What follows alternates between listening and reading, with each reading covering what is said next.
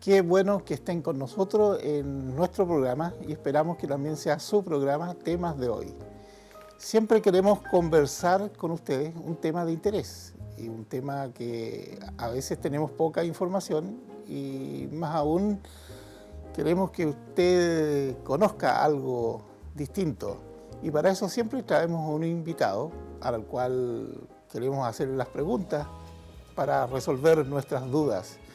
Y hoy tenemos con nosotros a Tito Lahaye, y el cual va a conversar con nosotros.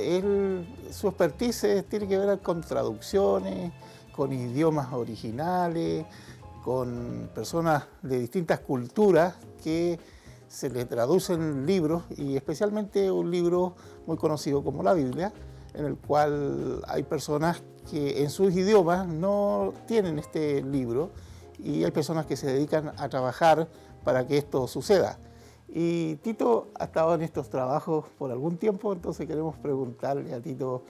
Tito, bienvenido a nuestro programa y queremos que nos cuente acerca de tu experiencia en este tema de los idiomas originales y las traducciones. Muchas gracias, Pablo, es un gusto estar acá. Realmente a mí me cupo la oportunidad de trabajar con muchos pueblos sudamericanos, básicamente, en Argentina, Bolivia, Chile y Paraguay. Y ha sido una experiencia interesante porque uno aprende mucho. Naturalmente, en Paraguay nosotros decimos que somos bilingües. La mayoría hablamos guaraní y castellano, un idioma europeo y un idioma americano. Un poco atípica es la situación paraguaya en el resto de Latinoamérica, porque hay otros países no tienen lo que tiene Paraguay. No, el bilingüismo a ese nivel no hay en otros países. Podría darse en cierta manera en Bolivia, pero en forma muy localizada. Por ejemplo, en La Paz se habla castellano aymara, en Cochabamba es quechua castellano, y en el sur de Bolivia es guaraní castellano. Así que va variando, pero en Paraguay, decimos nosotros que todos somos bilingües. No es tanto así, pero sí, manejamos dos idiomas y tenemos dos idiomas oficiales. En cuestión de traducción, es siempre interesante poder trabajar en el ejercicio de tratar de basar una idea de siglos atrás, de una cultura totalmente distinta y ajena a la nuestra, con conceptos del mundo y una visión de Dios bastante particular, a nuestros tiempos, 2000 años de aquel entonces, en un mundo distinto, donde tenemos una visión e interpretación del mundo totalmente distinto, unas costumbres distintas, y naturalmente nuestro medio ambiente pues condiciona nuestra lengua. Nuestro trabajo también condiciona nuestra lengua, y nuestros vocabularios se desarrollan de acuerdo a las cosas que comemos, que hacemos, que vestimos, que pensamos. Entonces esas cosas, por más de que es cierto de que todo lo que se diga en un idioma se puede decir en otro, no es tan así. Y eso sabes vos, ¿verdad? Sí. Sí. Cuéntanos un poco de cómo es lo complejo de decir algo que está dicho en una cultura, en un idioma, y poder decirlo en otro idioma, porque no es la traducción literal, digamos. Un ejemplo clásico es el guaraní, el saludo, algo sencillito, que en castellano podemos decir hola o cómo estás. En guaraní es ba'eshapa. Ba'eshapa es cómo. Es decir, si tradujésemos ba'eshapa al castellano, reduciríamos a la palabra cómo. Cómo no significa nada, no es un saludo. En guaraní sí. Ba'eshapa quiere decir cómo estás, que no tiene nada que ver con la sola palabra cómo. Entonces, inclusive en los saludos vemos que pequeñas cosas son particulares a una lengua. Y yendo a la traducción propiamente dicha y a un punto en la Biblia, hay un pasaje interesante que siempre suele salir a flote en los ejercicios de traducción. Hay una parte en uno de los profetas que dice, haré que sus pecados sean blancos como la nieve. ¿Te acordás de ese pasaje? Exactamente. Ahora, ¿qué pasa con los que no tienen nieve? En Paraguay, que en verano hace 45 grados, no hay montañas, ni las heladeras producen nieve en esas condiciones. No hay la palabra nieve, porque no es parte de nuestro medio ambiente. No vemos nieve, entonces no tenemos la palabra nieve. Entonces, la blancura de la nieve que yo no me imagino, bueno, ahora sé porque estuve en países donde hay nieve y sé que la blancura es algo que golpea la vista. Y eso es lo que me imagino el traductor original quiso decir. Entonces, ¿qué hace el paraguayo? Para el paraguayo blanco como la nieve, significado cero. No le dice nada de lo que quiso decir el autor original. Okay. Entonces, ¿qué tenemos nosotros que da esa idea? Esa idea. Es el almidón. Yeah. El almidón que se hace de mandioca o yuca, que nosotros usamos para hacer chipa y otras cosas.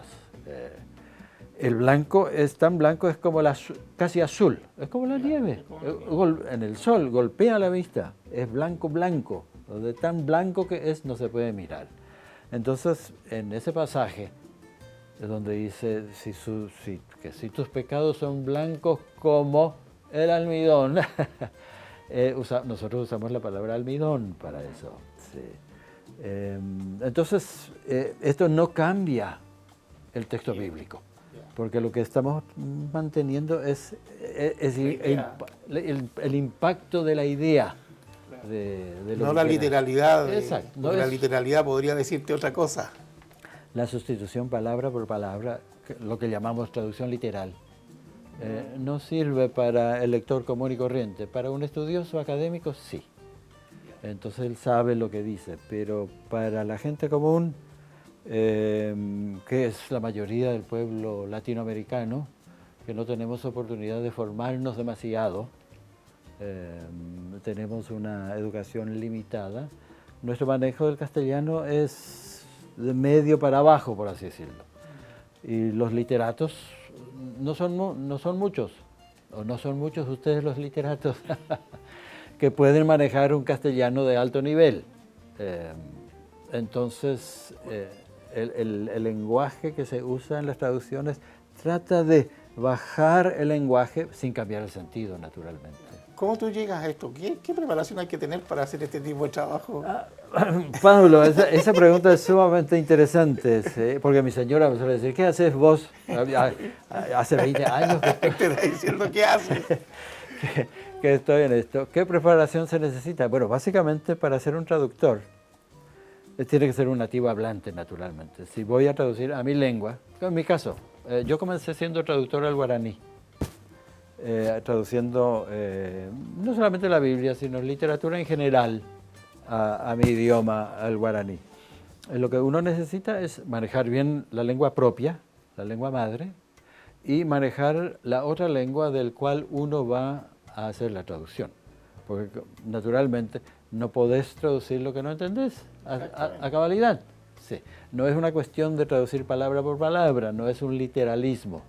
En nuestros tiempos lo que preocupa a la gente, interesa, es la comunicación de ideas, es comunicación, entendimiento. Traducciones literales no funcionan. En nuestro ambiente latinoamericano, ¿qué podemos decir? No tenemos mucha oportunidad para formarnos, porque si vamos a los textos bíblicos, naturalmente, lo ideal es que manejemos las lenguas originales, hebreo y griego, básicamente. No son muchos los que tienen la oportunidad para hacer esto y no hay muchos lugares donde uno pueda hacerlo, tampoco. Entonces muchos de los traductores, o yo diría la mayoría de los traductores nativos, si estamos hablando de traducciones a lenguas nativas, nunca tuvieron ni la oportunidad de muchos de terminar la primaria. Algunos terminaron la secundaria, unos pocos llegaron a la universitaria, pero yo diría 1% de todos los proyectos de traducción que hay en las Américas, que serían unos 60 quizás 1% de ellos tiene acceso a las lenguas originales, es decir, al griego y al hebreo. Entonces, ¿qué es lo que se hace? Se capacitan los traductores en el arte de la traducción, porque es un arte, es una profesión. Ser traductor no es pequeña cosa. Se los capacita en la dinámica, en los principios de traducción, y poco a poco el traductor se va formando. Comienza de cero. Todos somos traductores potenciales si hablamos dos idiomas, porque si escuchamos algo en un idioma, automáticamente estamos traduciendo. Tenemos esa capacidad. Si conocemos dos idiomas, somos traductores naturales, ya tenemos esa capacidad de hacerlo. Quizás no vivimos de ello, no lo hacemos nuestra profesión, pero cuando tenemos esa oportunidad, como sucede con muchos traductores nativos, poco a poco nos vamos formando y se forman profesionales, traductores buenos que manejan su idioma a cabalidad y con un nivel elevado, y eso se logra con el ejercicio en el tiempo y una formación constante. Hay un acompañamiento constante a los traductores de que vayan perfeccionándose, y en la medida que van haciendo esto, el traductor o la traductora misma se da cuenta de que necesita informarse más. Cuanto más conoce, cuanto más informado está, mejor trabajo hace naturalmente. Ya, mira, Tito, vamos a ir a la calle a preguntarle a la gente qué sabe de este tema de las traducciones. Y especialmente vamos a preguntar algo específicamente de las traducciones de libros como la Biblia, de sus originales, y si ellos han tenido alguna información, algún contacto con saber, de algún conocimiento cómo se realiza esta actividad.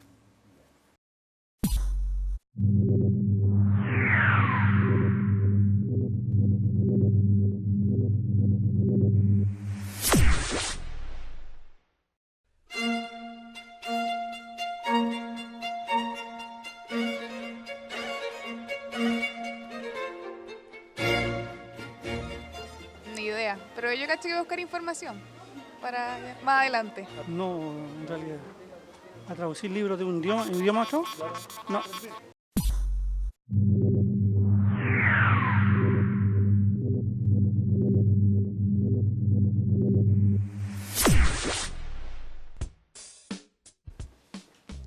Bien, la gente en la calle claramente no tiene mucha información ni mucho conocimiento de estos temas. Y bueno, por eso tenemos a un experto aquí con el cual queremos conversar sobre temas de traducciones. Ahora, me gustaría preguntarte cómo es el tema esto de las culturas. Sobre todo, hoy en Chile tú estás trabajando con un equipo que han traducido el Nuevo Testamento al romaní y ahora están haciendo el Antiguo Testamento al romaní. Y también en otros pueblos. Normalmente estos pueblos han sido discriminados, tienen temas de discriminación. ¿Y cómo funciona con estas personas para poder llevar la traducción a su idioma primero?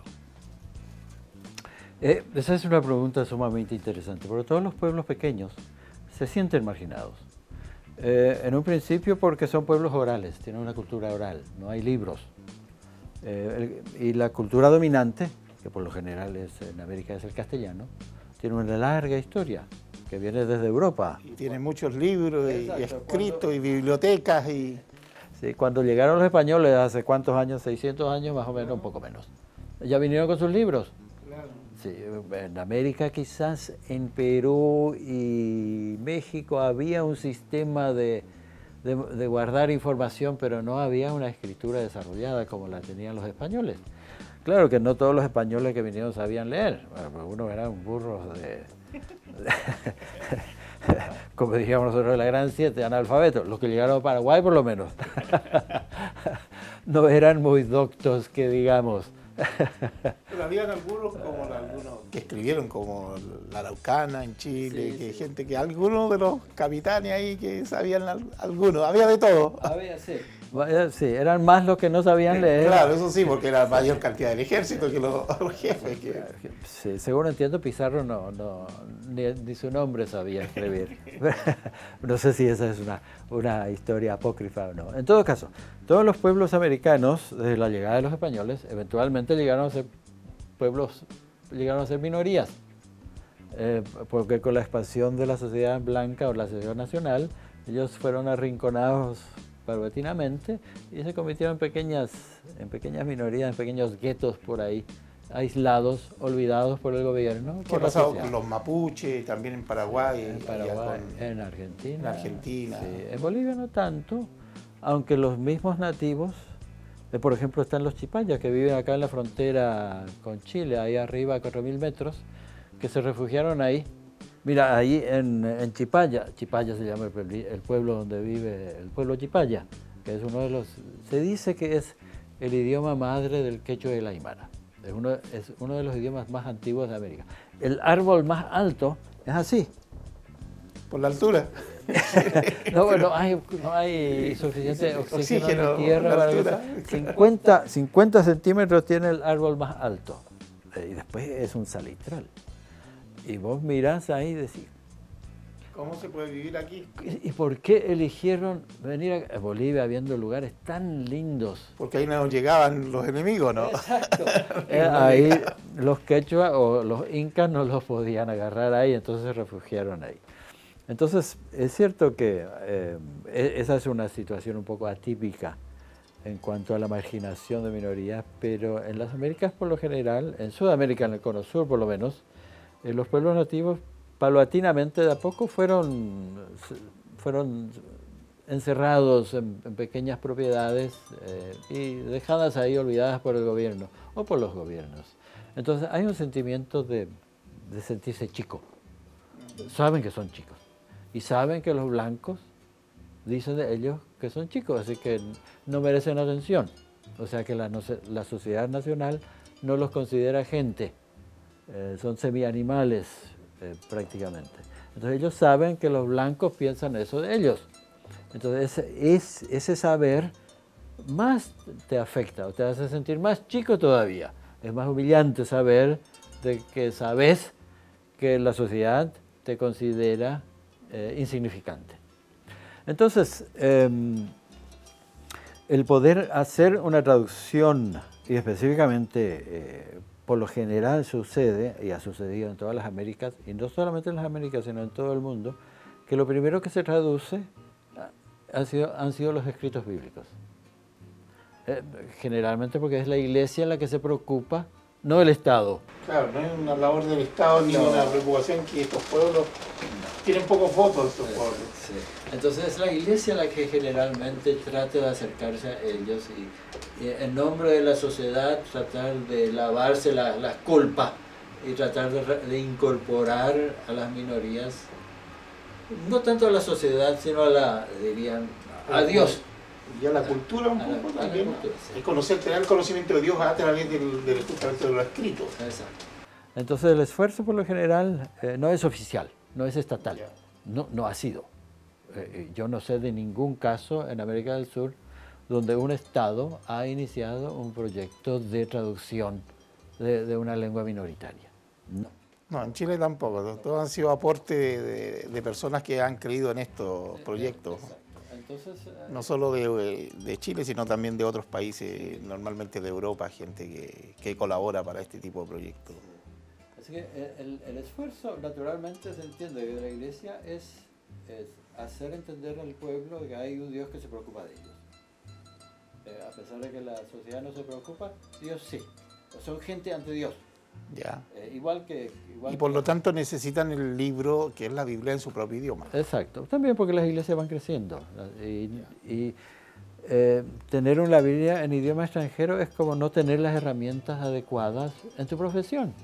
Si vos sos carpintero, no podés usar las herramientas de otra profesión en lo que estás haciendo. Pasa lo mismo con las lenguas. Si tenés tu idioma propio y querés comunicarte con Dios, lo lógico es que uses tu idioma, no el idioma del dominador, del conquistador. No tiene sentido eso. Pero eso es justamente lo que ha pasado a los pueblos americanos. Es decir, tienen acceso a Dios a través del castellano, que es idioma del dominador, de la sociedad que los margina. Es una otra imposición que la sociedad hace sobre una comunidad pequeña con cultura y lengua distinta.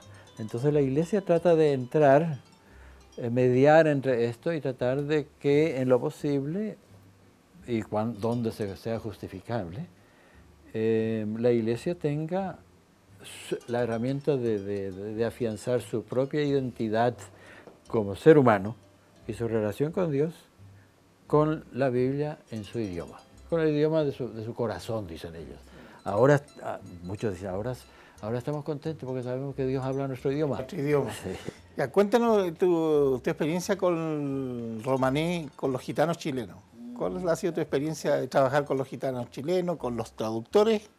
Porque tú trabajas con el equipo de los traductores chilenos y también con los gitanos probablemente tal que después ven el producto final, digamos. Claro, sí. ¿Cuál ha sido tu experiencia en eso? Sumamente interesante. No difiere mucho el pueblo gitano en una manera particular de los otros pueblos, en el sentido de que pertenecen a una cultura nómada, o nómadi, como se dice actualmente, errante, nómada, sí, no sedentaria, aunque eso está cambiando, donde no hay ciertas cosas están ausentes que los diferencia de la sociedad nacional. Tienen un mundo totalmente distinto, una historia pesada, una carga pesada histórica encima de marginación y persecución, etc. Así que las necesidades del pueblo gitano o la situación del pueblo romani no difiere mucho de otras minorías americanas o mundiales también. Pero ha sido interesante cuando trabajamos con el Nuevo Testamento, esto no fue tan notorio, porque el Nuevo Testamento pues, es un tanto como filosófico, muy abstracto. Excepto algunos evangelios, gran parte del Nuevo Testamento no trata de cosas concretas.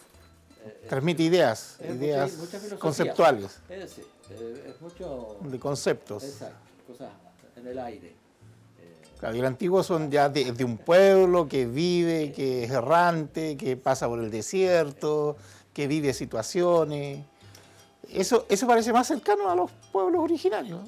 Sí, y más para el pueblo romaní, que cuando entraron a mirar el Antiguo Testamento dijeron, a la pita, dijeron, esto somos nosotros, porque vivían en carpas.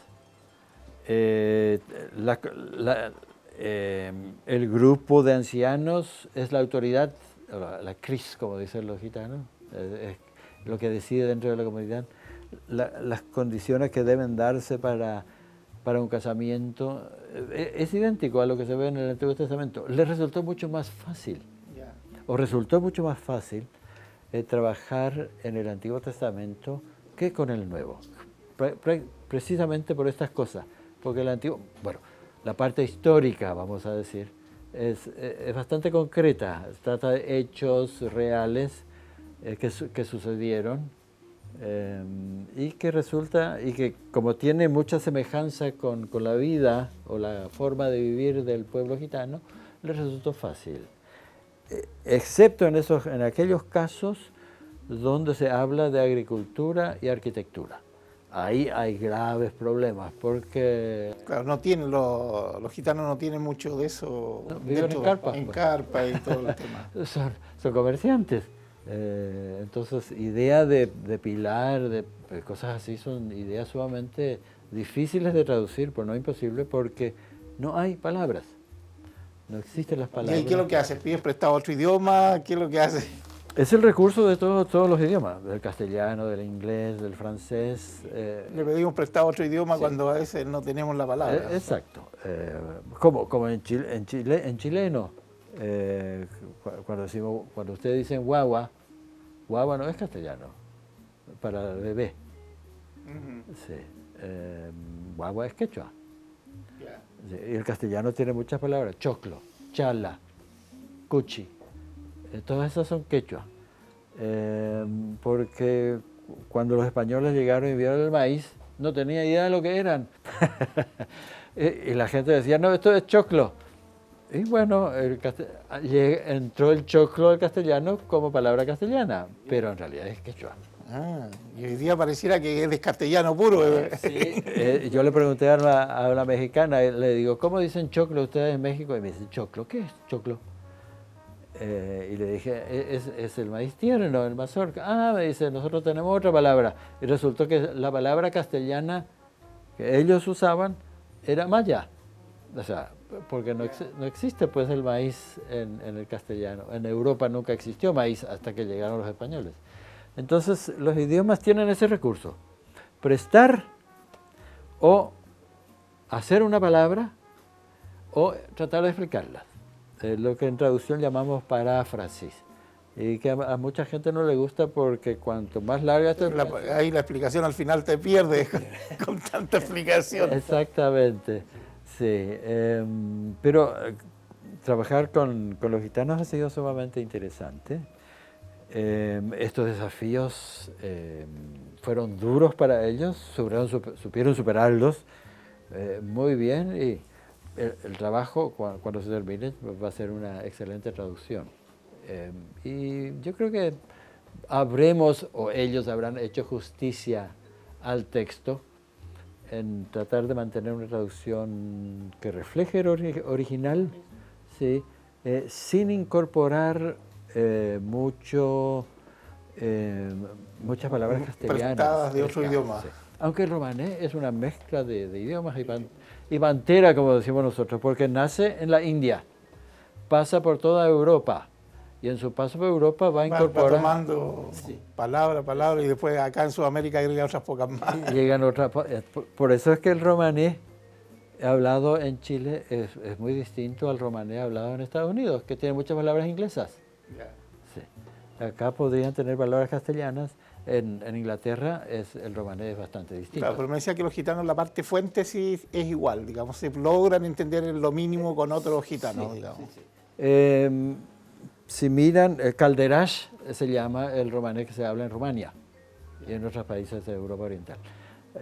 Si los gitanos chilenos miran eso, ellos es como si nosotros miráramos el portugués. Algo tiene. Decimos que es un castellano mal hablado el portugués. O el italiano. Algo podemos, la raíz está ahí. Sí, claro, por tener la misma raíz. Así que es un trabajo interesante. El romanés también. Y ellos están muy contentos.